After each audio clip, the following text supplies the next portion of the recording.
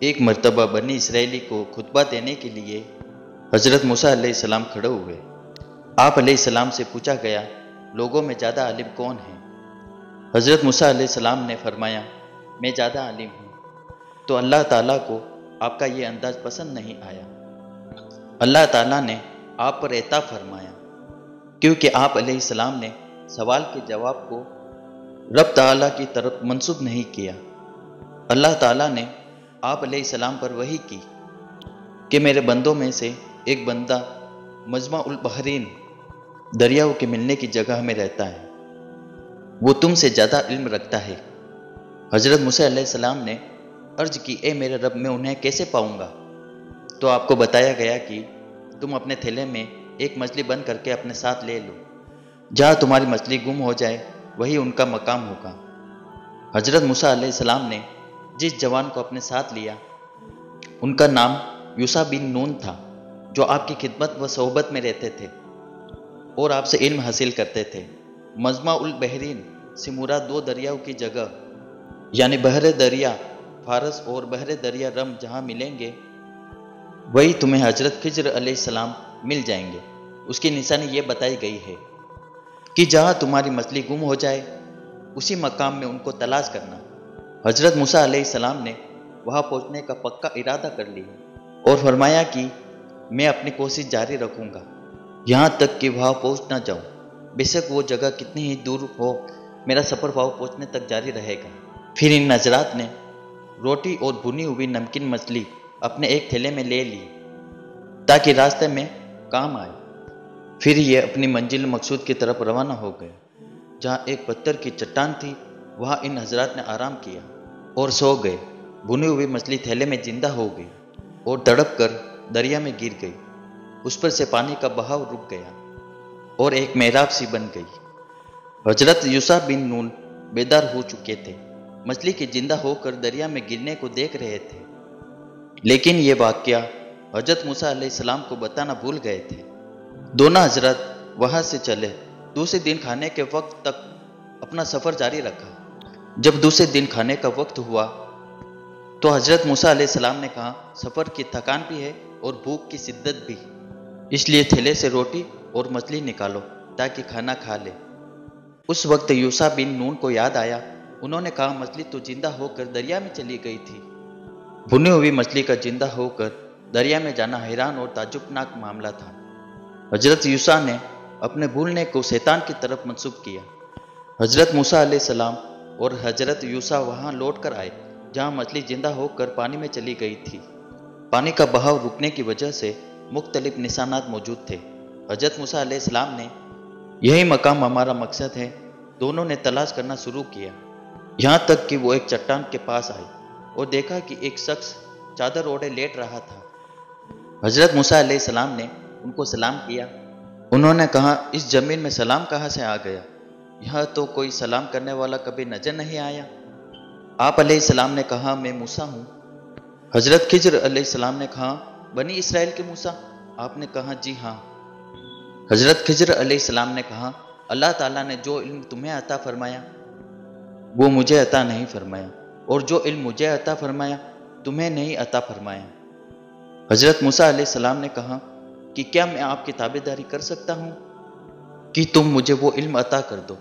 حضرت خضر علیہ السلام کو معلوم تھا کہ ان میں ظاہری شریعت کا علم عطا کیا گیا ہے، یہ باطنی امور پر صبر نہیں کر پائیں گے، اس لیے انہیں کہا، تم کیسے صبر کر سکو گے؟ حضرت موسیٰ علیہ السلام نے کہا، میں انشاءاللہ صبر کروں گا۔ حضرت موسیٰ علیہ السلام چونکہ پہلے ہی کہہ چکے تھے کہ میں انشاءاللہ صبر کروں گا اور آپ کے حکم کی نافرمانی نہیں کروں گا، اس لیے آپ کو خضر علیہ السلام نے ساتھ میں رہنے کی اجازت دے دی۔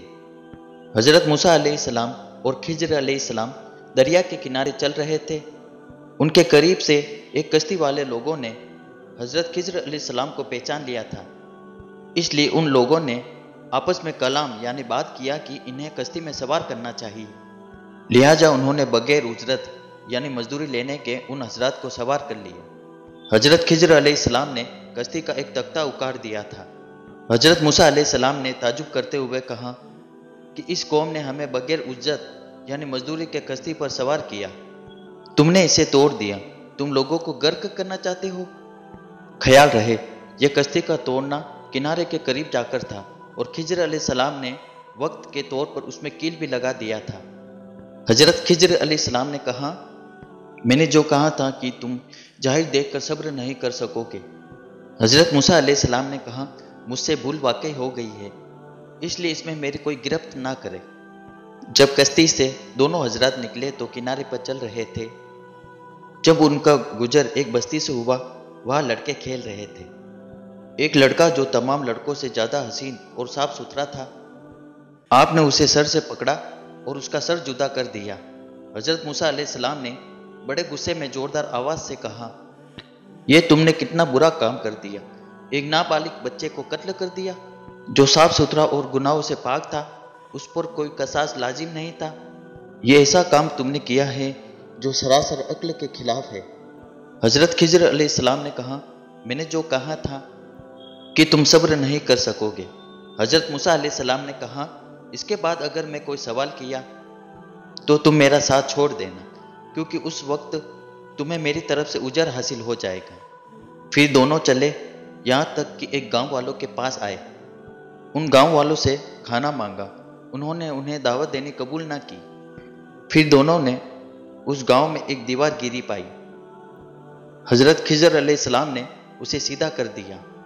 موسیٰ علیہ السلام نے کہا، تم چاہتے تو اس پر کچھ مزدوری لے لیتے۔